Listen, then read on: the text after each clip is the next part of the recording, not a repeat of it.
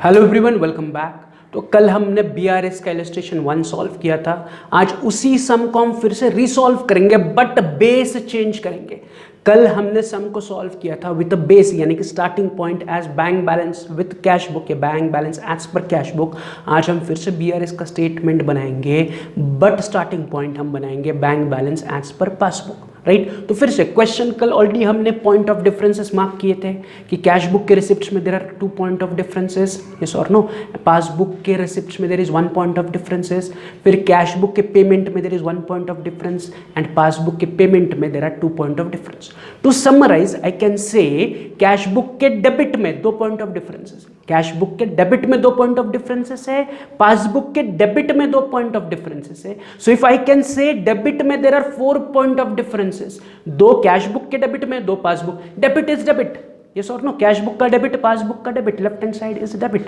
तो cash book का debit में 2 पॉइंट ऑफ डिफरेंसेस है, पासबुक के डेबिट में 2 पॉइंट ऑफ डिफरेंसेस है, कैश बुक के क्रेडिट में 1 पॉइंट ऑफ डिफरेंस है एंड पासबुक के क्रेडिट में भी 1 पॉइंट ऑफ डिफरेंसेस है। There are total 6 point of differences but अलग अलग जगह है, यस और नो।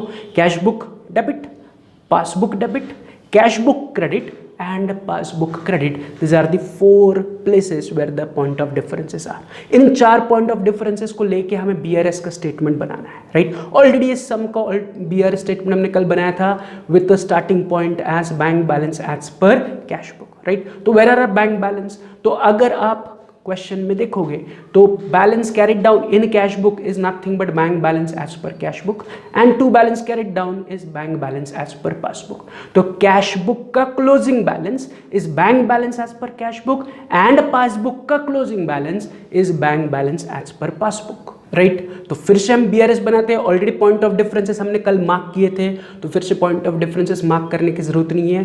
पॉइंट ऑफ डिफरेंसेस वही रहेंगे, सिर्फ हमारा स्टार्टिंग पॉइंट चेंज होगा। स्टार्टिंग पॉइंट चेंज होगा तो रूल चेंज होगा, रूल चेंज होगा तो ऑटोमेटिकली एंड पॉइंट या एंड आंसर चेंज होगा, राइट। देखते हैं, शुरुआत करते हैं BRS बनाने के लिए। तो BRS बनाने के लिए हमें ये स्टेप्स फॉलो करनी है। स्टेप 1 क्या कहता है? Draw the format. तो मैं क्या कर रहा हूँ, सिंपली फ्रेश पेज पर आ रहा हूँ एंड फॉर्मेट रेडी कर रहा हूँ। ऊपर में लिख रहा हूँ in the books of dash bank reconciliation statement as on 30 April 2019 particulars amount. Simple वही फॉर्मेट जो हमने कल भी ड्रॉ किया था एंड उससे पहले वाले सम के लिए भी ड्रॉ किया था। तो स्टेप 1 क्या कहता है? Draw the format. मैंने फॉर्मेट रेडी कर दिया। फिर स्टेप 2 क्या कहता है? सिलेक्ट अ starting point. Starting point select करो। तो स्टार्टिंग पॉइंट के लिए फिर से मैं क्वेश्चन में जा रहा हूं। मेरे पास 2 स्टार्टिंग पॉइंट है, 2 मतलब इन दोनों में से कोई एक मैं स्टार्टिंग पॉइंट ले सकता हूं। I can take starting point as bank balance as per cash book also, I can take starting point bank balance as per passbook also. तो इन दोनों में से आज मैं स्टार्टिंग पॉइंट लेने वाला हूं bank balance as per passbook. कल ऑलरेडी हमने bank balance as per cash book starting point लेके BRS बनाया था। आज मैं bank balance as per passbook starting point लेके BRS बनाऊंगा। तो इसी स्टार्टिंग पॉइंट पे मैं क्या, इसी स्टार्टिंग पॉइंट को मैं क्या करूंगा, अपने फॉर्मेट में लिखूंगा। तो मैं फॉर्मेट पे आ रहा हूं, फर्स्ट लाइन पर लिख रहा हूं bank balance as per passbook 5718, right. तो स्टेप 2 कहता है आप स्टार्टिंग पॉइंट सिलेक्ट करो। मैंने स्टार्टिंग पॉइंट सिलेक्ट किया as bank balance as per passbook. उस स्टार्टिंग पॉइंट को मैंने कॉपी करके हमारे फॉर्मेट में लिख लिया। तो स्टेप 2 सिलेक्ट स्टार्टिंग पॉइंट, वो भी हो गया। अब स्टेप 3 क्या कहता है? स्टेप 3 कहता है select a formula as per starting point.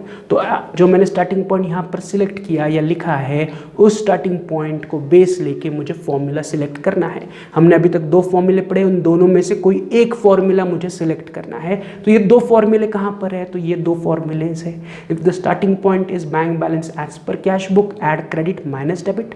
If starting point is bank balance as per passbook, add debit minus credit. तो इन दोनों में से मुझे एक फॉर्मूला चूज करना है टू सॉल्व माय BRS का स्टेटमेंट या टू प्रिपेयर माय BRS का स्टेटमेंट। तो इन दोनों में से मैं कौन सा फॉर्मूला सिलेक्ट करूंगा, तो वो डिपेंड करता है कि मैंने स्टार्टिंग पॉइंट क्या लिया है।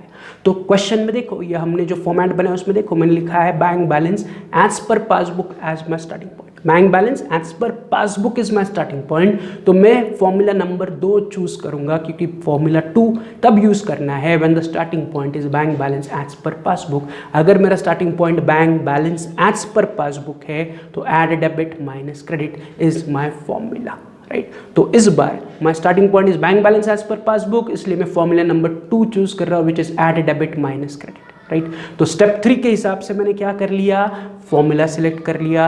अब स्टेप 4 क्या कहता है, स्टेप 4 कहता है प्रिपेयर बीआरएस का स्टेटमेंट बनाओ, राइट। तो उसे बनाने के लिए मैं पहले क्या कर रहा हूँ, फॉर्मूले को साइड में लेके आ रहा हूँ, राइट, कि my formula is add debit minus credit, मतलब जितने भी डेबिट साइड के पॉइंट ऑफ डिफरेंसेस है, वो चाहे कैश बुक के डेबिट में हो या पासबुक के डेबिट में हो, उन पॉइंट ऑफ डिफरेंसेस को मुझे ऐड करना है। एंड जितने भी point of differences credit side में है, चाहे वो कैश बुक के क्रेडिट में है या पासबुक के क्रेडिट में है, उन्हें मुझे सब्ट्रैक्ट करना पड़ेगा। तो as per formula add debit, तो मैं उसे हाईलाइट कर रहा हूं कि मैं पहले डेबिट के आइटम सारे ऐड करूंगा इन माय बीआरएस स्टेटमेंट, फिर मैं क्रेडिट के आइटम सारे सब्ट्रैक्ट करूंगा from my BRS statement and I will get my final answer, right. तो ऐड डेबिट, तो मैं पहले क्या कर रहा हूँ, अपने स्टेटमेंट में भी लिख रहा हूँ ऐड, क्योंकि डेबिट के आइटम मुझे ऐड करने हैं। तो पहले मैं जाता हूँ टूवर्ड्स द कैश बुक का डेबिट साइड, तो दिस इज कैश बुक का डेबिट साइड। कैश बुक के डेबिट में दो आइटम्स से जो हमने टिक मार्क किए, ये कौन से दो आइटम्स है, this are the point of differences, कि ये केवल कैश बुक में अपीयर्ड है, पासबुक में नहीं है। कौन कौन है, to Mohan and to Deepak. ये कौन सी तरफ है, ये कैश बुक के रिसिप्ट यानी कि कैश बुक के डेबिट में है। ये रिसिप्ट में क्यों है, इसका मतलब है हमें मोहन एंड दीपक से चेक मिला, इसलिए वो रिसिप्ट्स में एंट्री चली गई कि मोहन से चेक मिला, दीपक से चेक मिला, हमने कैश बुक के रिसिप्ट्स में लिख लिया। बट अभी तक इन चेक का पैसा बैंक में जमा नहीं हुआ है। हमने बैंक में चेक तो जमा कर दिया, लेकिन उसका पैसा अकाउंट में अभी तक आया नहीं है, राइट। दीपक ने मुझे चेक दिया, मोहन ने मुझे चेक दिया, वो चेक लेके मैं बैंक में चला गया, बैंक में मैंने उसे डिपॉजिट किया। अब मेरी बैंक उन चेक को मोहन एंड दीपक के बैंक को भेजेगी, फिर दीपक एंड मोहन की बैंक पैसा मेरे बैंक को देगी, फिर मेरी बैंक मेरे अकाउंट में पैसा जमा करेगी। तो पासबुक में एंट्री आने के लिए टाइम है, यस और नो। तो पासबुक में एंट्री तभी होगी जब दीपक एंड मोहन का चेक का पैसा एक्चुअली मेरे बैंक अकाउंट में आएगा। तो पासबुक में इसकी एंट्री नहीं है, इसकी एंट्री सिर्फ कहाँ पर है, कैश बुक के रिसिप्ट्स में। कैश बुक के रिसिप्ट्स में क्यों है, क्योंकि हमें मोहन एंड दीपक से चेक मिला। तो मैं जब उसे बीआरएस में लिखूंगा तो मैं उसी नाम से इसे लिखूंगा कि मुझे चेक मिला बट अभी तक उसके पैसे कलेक्ट नहीं हुए हैं। दैट इज चेक के पैसे बैंक ने अभी तक कलेक्ट नहीं किए हैं। तो इसे मैं उठा के ऐड के नीचे पहला स्टेटमेंट लिख रहा हूं, as cheque deposited but not yet collected. मैंने चेक बैंक में डिपॉजिट किया बट अभी तक उसका पैसा कलेक्ट नहीं हुआ। किसका किसका चेक, मोहन का चेक 7,100 एंड दीपक का चेक 6,800। तो जो कैश बुक के डेबिट के दो पॉइंट ऑफ डिफरेंसेस थे मैंने उठाए एंड बीआरएस में ऐड किए। ये डेबिट के है इसलिए मैं उसे ऐड करा। देखो कैश बुक के डेबिट साइड के ये पॉइंट ऑफ डिफरेंसेस है, रूल कहता है ऐड डेबिट, तो मैंने इनको ऐड किया कि cheque deposited but not collected. Deepak का चेक एंड मोहन का चेक मैंने लिखा उनकी अमाउंट के साथ, राइट। तो कैश बुक के डेबिट में ये दो ही पॉइंट ऑफ डिफरेंस थे। उसी तरह पासबुक के डेबिट में मैं आता हूं तो पासबुक के डेबिट में दो पॉइंट ऑफ डिफरेंसेस है, एक है टू इंश्योरेंस प्रीमियम, दूसरा है टू बैंक चार्जेस, और no insurance premium and bank charges. ये दोनों कहाँ है, ये दोनों पासबुक के डेबिट साइड में है। तो इन दोनों को भी मुझे ऐड करना है क्योंकि रूल कहता है ऐड डेबिट। ये दोनों पासबुक के डेबिट में है तो उनको मुझे उठा के ऐड करना पड़ेगा। बट इसे लिखते वक्त मैं क्या कहूँगा, इसे लिखते वक्त मैं सिंपली कहूँगा कि पेमेंट्स बैंक ने किया। अब ये पासबुक का डेबिट यानी कि पेमेंट साइड है। आप आपके टेक्स्ट बुक में फॉर्मेट में देख सकते हो, क्वेश्चन में देख सकते हो कि ये पासबुक का पेमेंट साइड है। इसका मतलब बैंक, पासबुक में कौन एंट्री करता है, बैंक। तो बैंक ने आपके लिए इंश्योरेंस प्रीमियम पे किया, आपके लिए बैंक चार्जेस पे किए, उसकी एंट्री बैंक ने पासबुक में लिखी बट आपके पास कैश बुक में नहीं है, इसलिए ये पॉइंट ऑफ डिफरेंस बना। तो इसे जब मैं स्टेटमेंट में लिखूंगा, बीआरएस में लिखूंगा, तो मैं उसे कहूंगा कि payments by bank appeared in passbook only. तो इन दोनों को मैं उठा रहा हूँ, सेकंड स्टेटमेंट बना रहा हूँ as payment by bank appearing in passbook only. कौन सा, insurance premium 6,500 and bank charges 800। Clear है ये, राइट। तो मैंने पहले कैश बुक के डेबिट के दो आइटम्स लिए, फिर मैंने अभी पासबुक के डेबिट के दो आइटम्स लिए और इन दोनों को मैंने ऐड के नीचे लिखा क्योंकि ये डेबिट है, रूल कहता है ऐड डेबिट, राइट। अब कैश बुक के डेबिट के सारे आइटम कंप्लीट हुए, पासबुक के डेबिट के सारे आइटम्स कंप्लीट हुए, तो मुझे ये चार आइटम्स मिले। तो इन चारों का टोटल मैं आउटर कॉलम में लेके जा रहा हूँ 7,100 प्लस 6,800 प्लस 6,500 प्लस 800। मुझे आउटर कॉलम में टोटल मिल रहा है 21,200। कितना मिल रहा है, 21,200। जो चार डेबिट के पॉइंट ऑफ डिफरेंसेस थे उनकी टोटल मैंने आउटर कॉलम में ली विच इज 21,200। अब इस टोटल को मुझे अपने स्टार्टिंग पॉइंट विच इज 5,780 में क्या करना है, ऐड करना है, क्योंकि ये ऐड डेबिट वाले पॉइंट ऑफ डिफरेंसेस है। तो 5,780 प्लस 21,200 का टोटल मैं नीचे ले रहा हूँ which is 26,980। 5,780 starting point plus debit के पॉइंट ऑफ डिफरेंसेस 21,200, तो मेरा सब टोटल आया 26,980। So this is my debit side completed. या रूल के हिसाब से ऐड डेबिट मेरा कंप्लीट हुआ। अब इस रूल के हिसाब से मैं आगे बढ़ रहा हूँ माइनस क्रेडिट।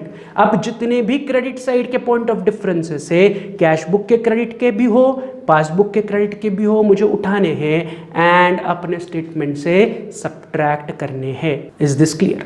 चल तो चलते हैं, मैं आ रहा हूं फिर से कैश बुक के क्रेडिट में। तो कैश बुक के क्रेडिट में there is only one point of difference which is Atul and sons. Cash book के क्रेडिट में there is only one point of difference which is Atul and sons. तो Atul and sons को rule के हिसाब से मुझे क्या करना है, लेस करना है। ऑलरेडी मैंने यहाँ पर लेस लिखा हुआ है क्योंकि मुझे क्रेडिट के आइटम लेस करने, तो स्टेटमेंट में मैंने पहले ही लेस लिख के रखा है। अब मुझे क्रेडिट के, कैश बुक के क्रेडिट के, पासबुक के क्रेडिट के आइटम्स को उठाने हैं एंड अपने स्टेटमेंट से लेस करना है। तो Atul and sons is my highlighted item जो कैश बुक के क्रेडिट में है, इसे मुझे उठाना है एंड लेस करना है, बट उसे लिखते वक्त मुझे स्टेटमेंट लिखना है।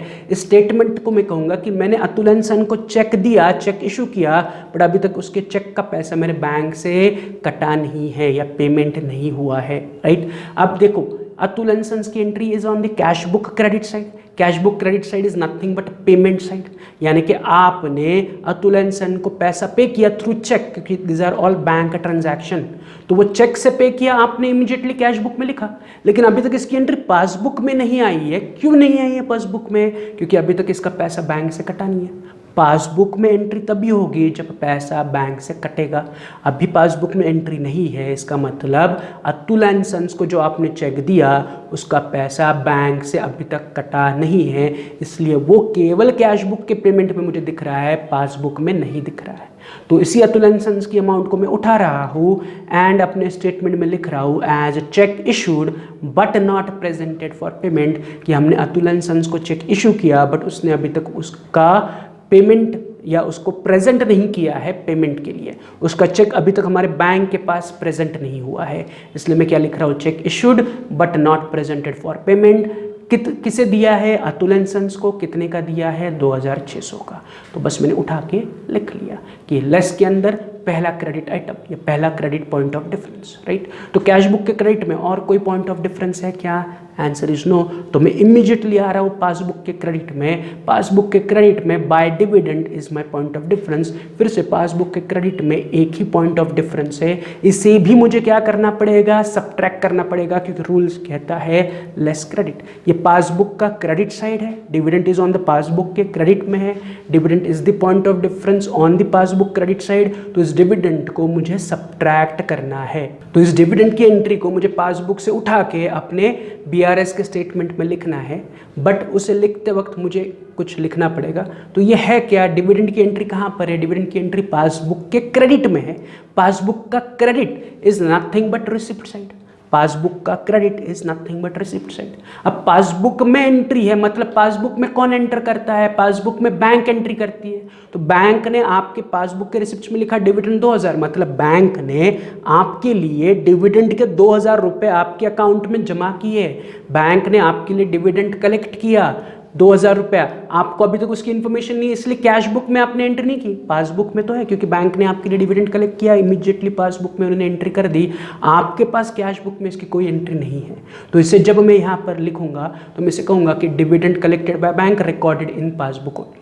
तो वही मैं कर रहा हूँ, डिविडेंड के 2,000 रुपये की अमाउंट में उठा रहा हूँ एंड अपने स्टेटमेंट में लिख रहा हूँ as dividend collected by bank appearing in passbook only ₹2,000 की पासबुक में 2,000 रुपये की एंट्री दिख रही है जो बैंक ने आपके लिए डिविडेंड कलेक्ट किया। इसकी आपके पास यानी कि कैश बुक में कोई एंट्री नहीं है, इसकी एंट्री केवल पासबुक में है। कितने रुपए की? 2,000 रुपये की, राइट। अब फिर से कैश बुक के क्रेडिट का पॉइंट ऑफ डिफरेंस मैंने उठाया, पासबुक के क्रेडिट का पॉइंट ऑफ डिफरेंस मैंने उठाया, तो क्रेडिट के सारे पॉइंट ऑफ डिफरेंसेस हो गए एंड डेबिट के भी सारे पॉइंट ऑफ डिफरेंसेस हो गए। तो अगला काम मेरा क्या है कि जो दो क्रेडिट के पॉइंट ऑफ डिफरेंसेस है उन्हें ऐड करके उनका टोटल आउटर कॉलम में लेके जा रहा हूँ, विच इज 4600।